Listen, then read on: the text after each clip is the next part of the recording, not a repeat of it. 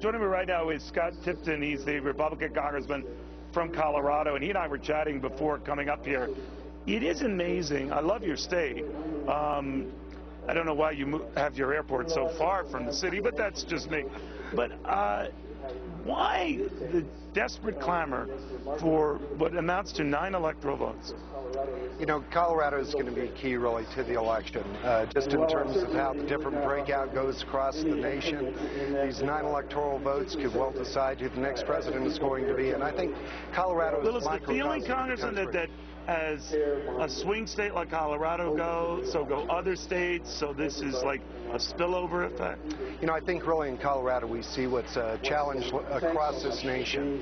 It is about jobs, it is about the economy, being able to get our people back to work, and we have suffering families right here in Colorado that are worrying about how much money to be able to put in the gas tank and still be able to put food on the table. So that is the focus, and I think Colorado represents a lot of what we see in this nation. You know, Congressman, when we were chatting before, I was surprised. The polls are very, very tight.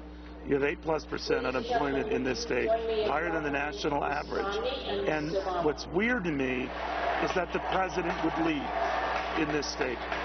You know, I think it's been my experience. I've held better than 50 town hall meetings throughout my district. People are focused on jobs. I'm sorry, Michelle Obama introduced and Ann Romney, but continue.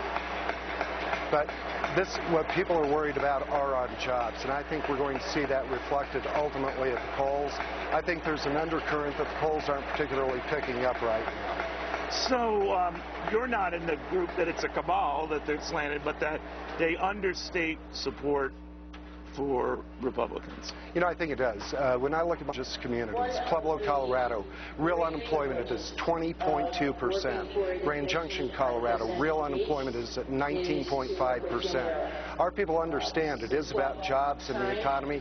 The president's put forward ideas for investment, but it's for more tax dollars. We want to. And I understand all that, Congressman. You brilliantly articulate, as you have in the past. I would think in an environment like that, the president would be down 10 points. So it's either the president is a very deft campaigner, or the Republican nominee is just a loser. You know, I think the president unquestionably is a great campaigner, but I think at the polls we're really going to see the reflection that the promises have not worked. We need to have somebody who's actually created jobs, put people back to work. In my district, it is resonating. I can take you to Grand Junction, Colorado, down to Pueblo, Colorado. People are hearing that jobs message, and I'll quote the Denver Post here in Colorado with an article that they had today from small businesses, the middle class. They said, get us the jobs and get out of our way. That's a Colorado mentality. Congressman, as you're speaking on the other side of your screen, you're looking at PBS's Jim Lehrer. If we look again, this is his 12th time hosting a presidential debate. These debate moderators are chosen by both campaigns and the league and the foundation that is sponsoring debates themselves. And he always is a favorite because he's always seen as playing it right down the middle. He's not an agitator, but he is what he calls himself an accommodator. But it does come at a time, Congressman, when many in your party argue the media is stacked against him. Stacked against your guy. His problems are exaggerated.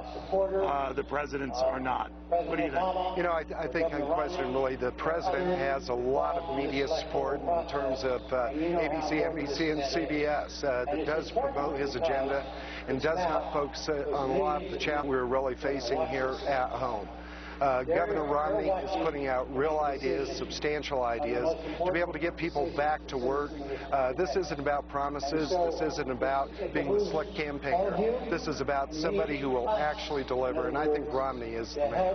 All right, I'm surprised it's not the president. It's not the president. Congressman, thank you. Thank you. Very, very, very much. Hardly, we're about 9 minutes away from this first debate, and each side has gotten so many recommendations it gets a little old. But the one consistent one that you hear from Mitt Romney tonight is this: show some passion, get aggressive, get in your face. Is this the night the Mormon goes storming? Pat Buchanan on that after this.